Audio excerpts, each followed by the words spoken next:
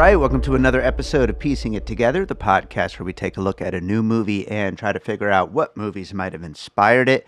And today starts our FilmQuest 2025 coverage. We will be talking about the film Orion today as part of a full week of coverage that I recorded. Last year I went to the festival in person, did a bunch of really cool in-person recordings with a whole bunch of guests. This year I couldn't make it out, but I had a conversation with Jonathan Martin, the founder of the festival, and he was like, I really want you to still do some FilmQuest coverage. So I did a bunch of remotes, and we've got 4 episodes coming to you this week on a bunch of films. So we're kicking it off with Orion, and joining me, who best to start our week of FilmQuest coverage than one of the main people you will see if you go down to FilmQuest. The assistant director, Jonna Jackson, is joining me to talk about this one. So we got a great conversation coming up. Make sure you are subscribed so you'll find all of these FilmQuest episodes and all the other episodes we've got coming up. Subscribe wherever you're listening right now. You can also follow us on social media at PiecingPod. And with that said, let's talk about Orion. All right, Jonna Jackson is with me. We're going to talk about Orion. How's it going, Jonna? Great, David. How are you? I am great. I've been having fun talking to a whole bunch of different filmmakers about these FilmQuest movies. Are you breathing a sigh of relief now that you've made it through yet another edition of the festival? I am. It was an exhausting year, but a really great year, of course. So, and then now with the announcement of Film Market next year, we'll see where things go. Absolutely. And I definitely will pick your brain a little bit on the history and future of all things FilmQuest in a little bit when we get to the end of our conversation here. But let's get into Orion first and foremost. This movie, this was the first thing I watched this year. And right out the gate, I mean, and I noticed this last year when I was there in person and, doing a whole bunch of coverage there at FilmQuest. Mhm. The scope, the size of the movies, they just keep getting bigger. And I feel like this is like Yeah. a really big one as far as like, wow, a few years ago, like small independent films that would play at like film festivals like this weren't quite as big as this. Agreed. Yeah, It's like it's huge what these filmmakers are able to do at this it point. is. And if you think of the amount of features that were submitted to us, and we took 17, you literally had less than a 5% chance of getting your feature selected. Hmm. So that means those 17 to me were like cream of the crop. It was very hard this year. Yeah, yeah, I can totally imagine, and there's some really cool stuff that's been playing these last few years, and it's really exciting to see. Were you familiar with this filmmaker? Because I know I have not seen Gaia, but I know that movie got quite a bit of buzz, like during the pandemic era, and like that was like kind of one of those movies in end of 2020, beginning of 2021, when it was people were starved for movies, honestly, because of everything that was going on. And I remember that movie getting quite a bit of buzz, so it's exciting to see something new from this filmmaker. Yeah, I wasn't familiar at all. During our process, Jonathan, our director, he really looks at directors, what they've done previously, social media.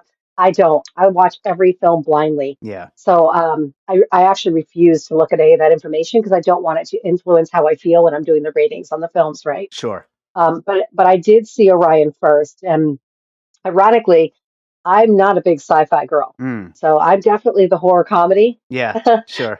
of the group of the three of us.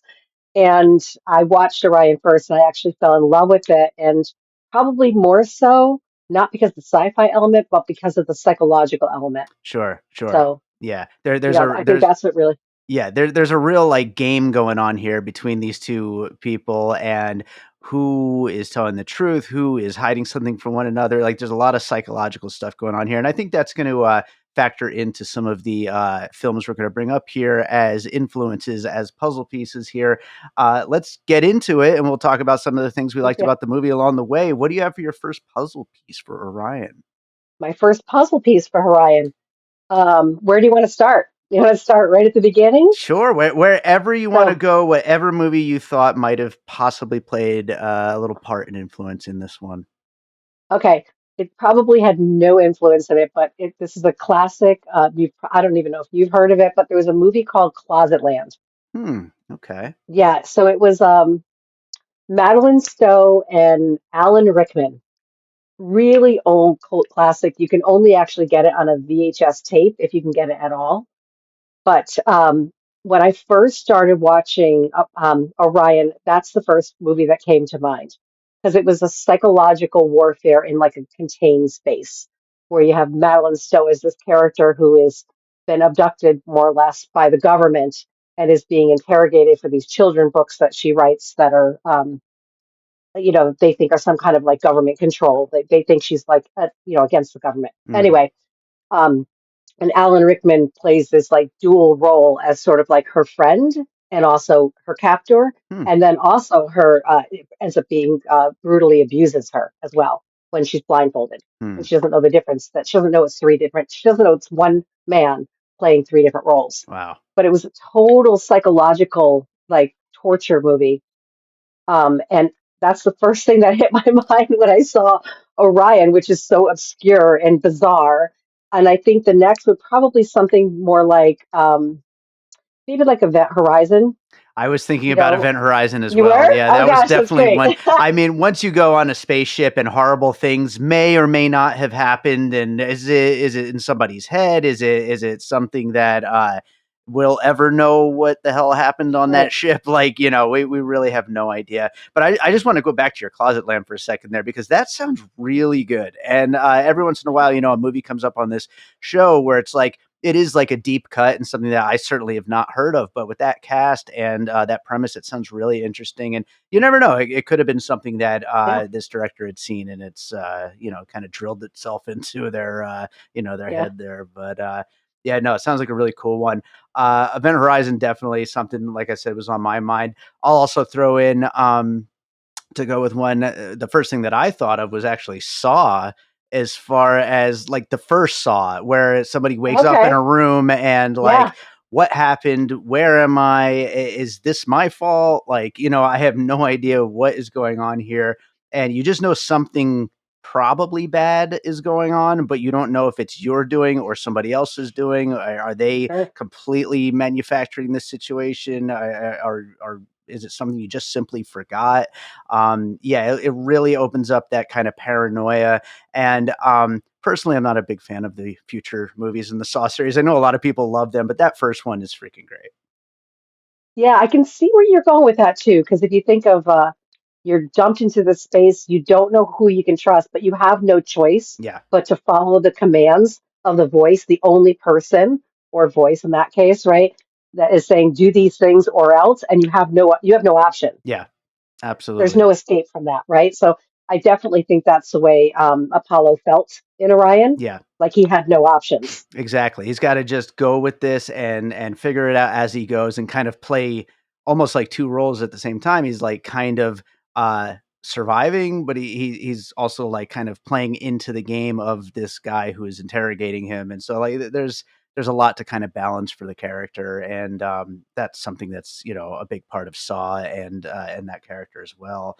But let's go to another one from you. What do you got next? Uh, I had to really think through some of these, and like I said, that Horizon more for honestly for the cinematography because I Mm, feel like they use those circular motions of distortion, and where your camera's coming down on somebody, and they're like, "Whoa, what's going on?" That feeling of other world, sure. but also uncertainty. Um, Other ones that I would think would be more like Arrival. Yes, another one I was I think thinking about Arrival's as got a good well. feel to it. Yeah, and I Yeah. think with Arrival too, like, as we get into this movie, like, it starts to become a lot about, language and a lot about and, like, I don't even Hmm. think I could spoil it if I tried because it's very, I was a little confused, quite frankly. I need to see this movie again in order to get into all the details of but I felt that way about Arrival too on the first time I saw it. So, Sure. there's a lot of stuff going on about language and about and unlocking like the code of it all. And Yeah. yeah, it's some very like heady sci-fi kind of stuff, which I think if you're a like you said you're not really a big sci-fi girl. I'm not really a big sci-fi guy myself either, but like if you're somebody who's into that really heady sci-fi stuff, I think trying to unlock it while this character is trying to unlock it would probably be quite the challenge. Yeah, what I liked about Arrival is they did it a little differently. And Arrival did too. On how do you, as a linguist, like how do you approach speaking another language, but maybe it's not speaking. Hmm. It's intuitive, it's understanding, and obviously Apollo uses a machine to help him with that, right? That he's created. Yeah. But he's still very in tune with the creature, the alien, Yeah. right? The alien life form.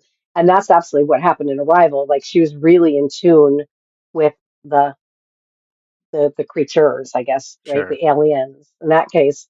Um, the other one that I thought was that like a true connection was like the Abyss. The Abyss. Okay. Very cool. Yeah, because think about it, because Apollo has this moments where he's very connected to this alien, and the alien trusts him, and he only wants good things for this alien, but he knows that humanity will destroy it and use it as a weapon, right? And that's kind of the theme with Abyss, Yeah. Yeah. the Absolutely. darkness that goes right. So I know it's, kind of a, again, loosely connected, much like Closet Land was, but those were just kind of things that were going through my mind. And I think the other one would be maybe Moon.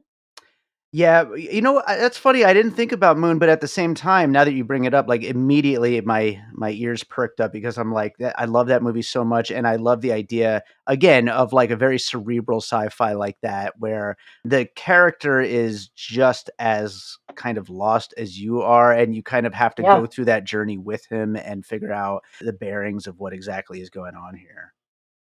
Yeah. And that's the one thing that I thought, the guy who played Drew Van Acker, I think his name is, but the actor himself, like you can see him changing and you can see him growing stronger Hmm. as the movie goes along because starts from this like I'm stuck in this room, I don't know who I am, I don't know what's going on in the world, I don't know anything, right? And then this guy who's Jim, who's trying to pry information out of him and get him to have self discovery. Meanwhile, he's working against him as well, right, for his Yeah, government. But that was sort of like that feeling of Moon too. Is this guy is just sort of lost, and then he goes down this downward spiral. But then he understands like what's happening to him, right? And then the fight to survival and that strength starts to come out in the end. And that's definitely what happens in Orion is that like he gets his strength back in the end, yeah, sure, and we see it coming too. And we're like, oh, okay, he's gonna fight for this, and he's gonna do the right thing. sure, And he's gonna trust Jim to do the right thing too, absolutely. which was a big leap of faith. Yeah, a little bit of a sci-fi Born Identity situation going on as well there, but, Yeah. so I throw that one in as a little thing, which I think if you were selling this movie, that would be an easy way to say it, but, one other thing, though, that I was also thinking about, Mission Impossible Fallout, the scene where they, basically stage an entire, hospital room with a TV on the Yeah. wall, and the news is saying this whole spiel about what happened, and just to trick this guy into kind of committing or into confessing something that whether or not he knows what the hell he's talking about or not. A very fun moment in that movie, and it works so well here in the way that, again, like we said at the beginning of this conversation, like we don't know, they don't know, like we're really kind of lost in a conspiracy, like confusion of like what is going on Mhm. here, and trapping you in that room. There's no answers other than going along with it and trying to hopefully figure it out as it goes. And I could see some elements in that in Fallout too. Like, if you look at like they start in one direction and he believes the whole crew is dead, Hmm. right? And that's what he's fighting for. But then it flips to his whole crew's not dead. They're alive. It's like now he's gotta like change his goal, more Sure. or less, right? Now he has something bigger to live for. Yeah, absolutely. Yeah, it's constantly the goalpost is moving all the time, and it continues because especially for a small one location kind of Mhm. two hander kind of a thing like this for the character's goals to continuously grow like that, like, is part of what makes the whole thing feel so much bigger and so much. And then, like we were talking about with the Arrival puzzle piece here, like then we get into a lot of the science fiction of it all, and like we get into a Yep. lot of those things and just the big ideas that are kind of at play here. Um, but yeah, any closing thoughts? Anything about Orion that we didn't quite talk about that you wanted to bring up here? Uh, no, I think you just did a great job. I mean, I thought they did a fantastic job of coming up with a unique way to tell a story that I think is embedded fear into all of us. We're Mm, all like secretly hoping aliens land on Earth and that they're going to be our friends. And then we also secretly feel that if they ever did land on Earth, the government would just try to control them, mm, whichever government, any country, like our massive desire to be in control of yeah, anything that we don't understand, right? sure. So like part of you wants to believe the beautiful story ending of like set the alien free, let them explore the world. And then part of you thinks, gosh, if that really happened, we'd probably use our powers for bad. Yeah, we know exactly what would happen in this world, but And maybe that just means we've watched too many horror movies. that's true. That's true.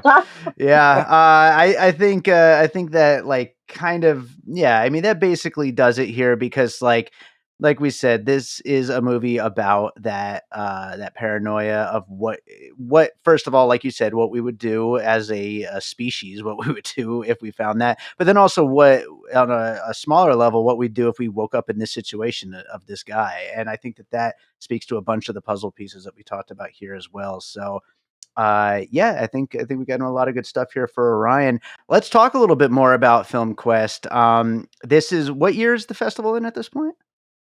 We just finished our 12th season. So next year is our 13th season. Lucky 13. Amazing. And yeah, like I said, I've been there I think 5 times now and Yeah. yeah, it just keeps getting bigger and the quality of the films and just like the insane screenings. Talk a little bit for my listeners who haven't been to FilmQuest just about how how just wild and raucous these screenings are and just how much fun this Yeah. festival is. Yeah, I think that's why they call it Camp Cthulhu, right? Is Yeah. that most filmmakers look at it as they're going away for winter camp Mm, in Provo, Utah, of all places, yeah. right? And now it's going to get even bigger because we just announced the film market, which was announced in Variety on Tuesday. I don't know if Yeah. you saw that, Yeah. but so we're adding a film market.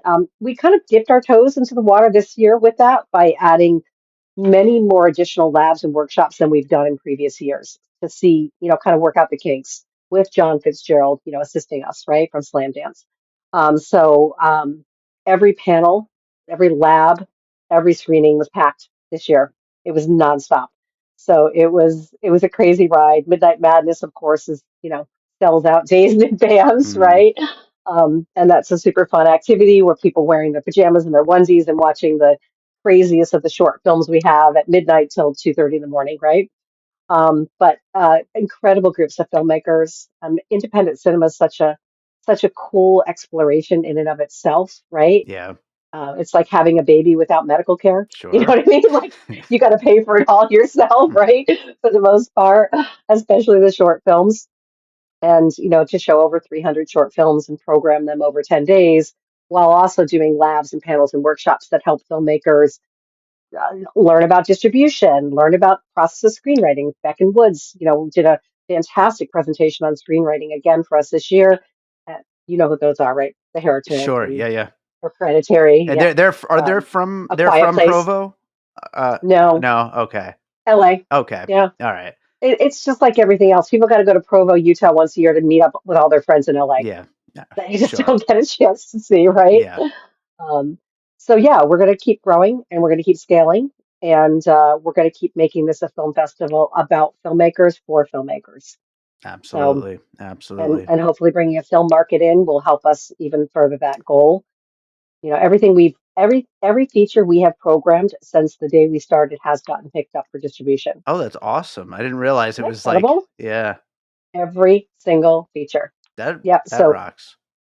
yeah, and last year, our grand jury prize for short films was I'm Not a Robot, and I'm Not a Robot went on to win the Oscars. Yeah.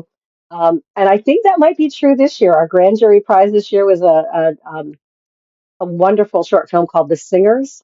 Okay. And I would be very surprised if it's not Oscar nominated. Right on, right on. I'm gonna have to Yeah, check that one out. That yeah, sounds it's pretty great. cool. Well, you are also a filmmaker yourself. You've been a film producer, also a script supervisor, and all kinds of different Yep. stuff. Talk a little bit about your work in film.